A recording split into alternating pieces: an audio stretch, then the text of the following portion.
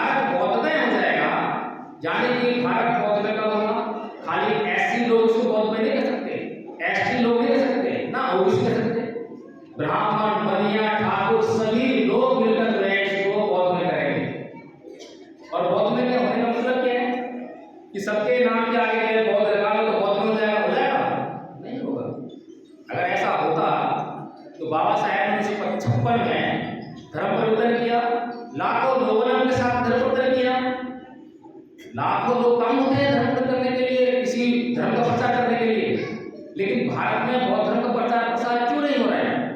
वो इसलिए नहीं हो रहा है क्योंकि वे लोग जो बौद्ध बने थे केवल प्रतीकात्मक बौद्ध हैं, सिंबॉलिक बौद्ध हैं, नाम के पीछे केवल बौद्ध लगाकर घूमने वाले बौद्ध हैं। कार्ल मार्क्स की मृत्यु हुई तो केवल 14 लोग उसका डिवाइड थे, केवल 14 लोग।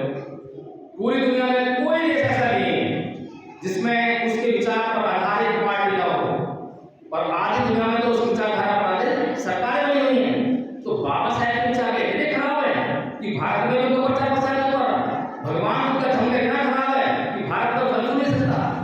भगवान बुद्ध के धम्म में कोई दोष नहीं है, बाबा साहेब के विचारों में कोई दोष नहीं है।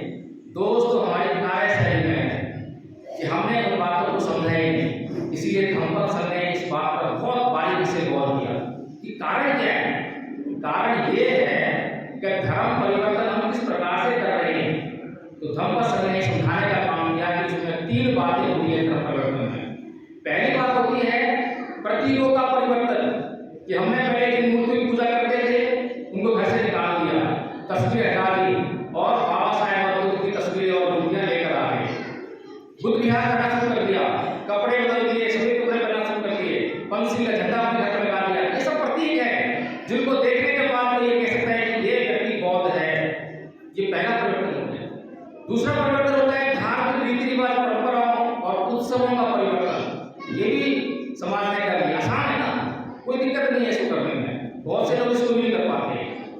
तीसरे प्रकार का परिवर्तन है वो है चित्त का परिवर्तन। अब यहाँ पर जो है समस्या खड़ी होती है, क्योंकि इस प्रकार के परिवर्तन की मांग केवल और केवल भगवान बुद्ध करते हैं, और दुनिया में ना तो मुसलमान करते हैं, ना ईसाई करते हैं, ना हिंदू करते हैं। कोई मतलब नहीं चित्त परिवर्तन से, बस खाली तुम धर्म परिवर्तन कर लो, आज तुम हिंदू का मुसलमान हो जाओ, आज तुम मुसलमान का हिंदू बन जाओ, बस हो गया धर्म परिवर्तन। लेकिन भगवान बुद्ध कहते हैं कि अगर पहले तो परिवर्तन तुम करोगे तो ठीक, नहीं करोगे तो ठीक, लेकिन अगर तुमने तीसरे प्रकार का परिवर्तन नहीं किया तो तुम्हारा कल्याण किसी हालत में नहीं हो सकता। हो सकता है क्या? कल्याण तो चित्त में सुधार करने से होगा, कल्याण कपड़े बनने से नहीं होगा।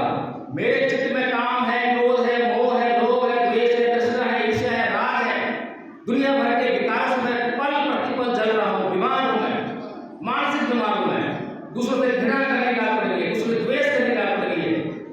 मैं बिना कल्याण कैसे कर सकता हूँ? जब मैं अपना कल्याण नहीं कर पा दूसरों का कल्याण कैसे कर पाऊंगा?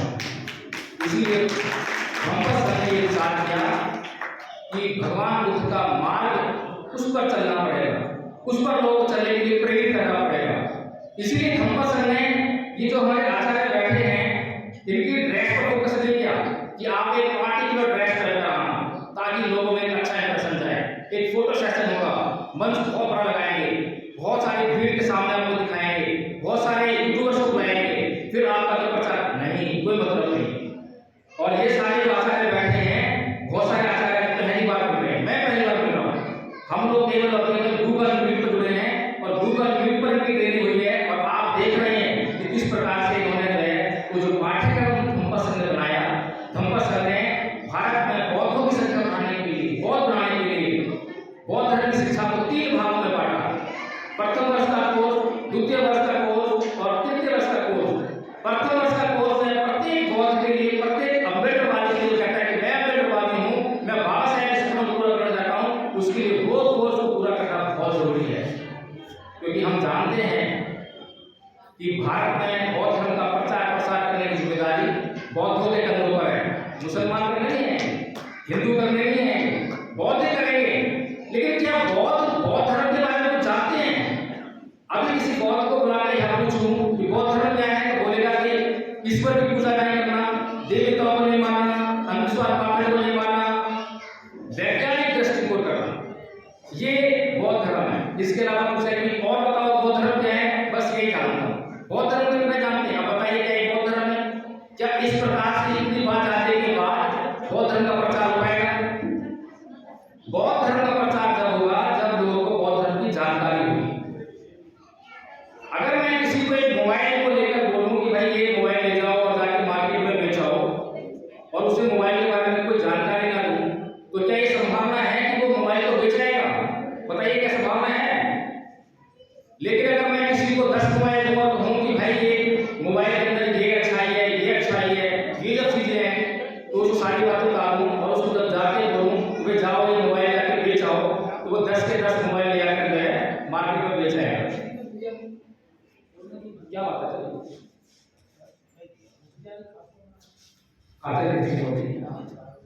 क्या बात है? ट्रेनिंग का मामला है, जितनी बेहतर ट्रेनिंग होगी उतना अच्छा प्रचार होगा। तो धम्म संघ के जो आचार्य बैठे हैं, ये केवल ऐसा नहीं कि प्रत्यवर्ष का कोर्स उन्होंने याद कर लिया और आपको सुना दिया, इतना भर नहीं है। धम्म संघ की मीटिंग जो है कितनी चलती है आपको सुनकर आश्चर्य होगा। आप तक पूरे देश में गारंटी देते हैं कि कितनी लंबी मीटिंग चलती होगी। सुबह 5:15 बजे मीटिंग शुरू होती है, 9 बजे तक चलती है। दोपहर को महिला धम्म चौपाल 3 बजे शुरू होती है और उसके बाद रात के 12 बजे तक मीटिंग चलती है। कई बार 1 बज जाता है, कई बार 2 बज जाता है। और आने वाले समय में जैसे हमारे पास आचार्य की संख्या बढ़ेगी तो इसको 24/7 कर देंगे, जो कि पूरे दुनिया में एकमात्र ऐसा इंस्टीट्यूट होगा कि पूरी दुनिया में जहां कभी जो व्यक्ति धम्म को सीखना चाहता है वो तब गूगल मीट में जुड़े और धम्म को सीखना स्टार्ट कर दें। इसकी तरफ हम लोग बढ़ रहे हैं, बहुत तेजी से बढ़ रहे हैं। जब हमने शुरुआत की थी तो केवल शुरू में सुबह मीटिंग हुआ करती 1 घंटा से, 1 घंटा से बढ़कर 12-13 घंटा पर हमारी जो मीटिंग पहुंच चुकी है। पिछले साल जब हमने 24 दिसंबर 2024 को 2023 को जब पहला सांस्कृतिक परिवर्तन दिवस मनाया था तो केवल 25 आचार्य थे, केवल 25। आज हमारे धम्म संघ के आचार्यों की संख्या बढ़कर लगभग 110 हो गई है। 110 आचार्य एक वर्ष बढ़ाए हैं और अगले साल के कार्यक्रम तक पहुंचने का हमारा लक्ष्य है कि भारत में जितने जिले हैं, लगभग 787 जिले हैं, उतने आचार्य कम से कम होना चाहिए। और हमारे आचार्य कह रहे हैं कि हम 14 अप्रैल तक कार्य करा रहे हैं, इतने तो हम तब तक पूरा कर लेंगे, 500 है और अगले साल तक हम उससे कई गुना लेकर जाएंगे। अगर इतने आचार्य हमारे पास हो गए तो आचार्य करेंगे क्या? पर तुम आचार्य क्यों कह रहे हैं? बहुत से लोग सवाल करते हैं आचार्य क्यों कहते हो? भाई आचार्य धर्म का शब्द नहीं है, पानी का शब्द नहीं है। अरे भाई मुझे ये बताइए शब्द है क्या?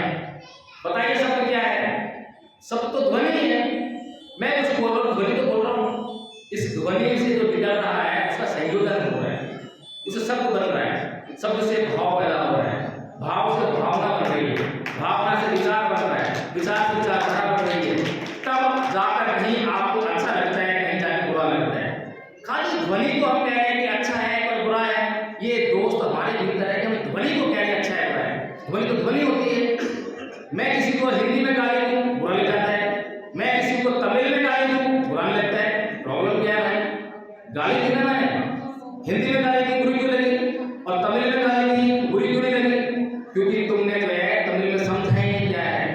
इसी तरह से हमें जो है भगवान बुद्ध का धर्म ये सिखाता है, बहुत बारीकी से विश्लेषण करता है कि कैसे जो है अपने चित्त को सुधारना है, कैसे संयम रखना है। क्योंकि आप लोग बैठ जाइए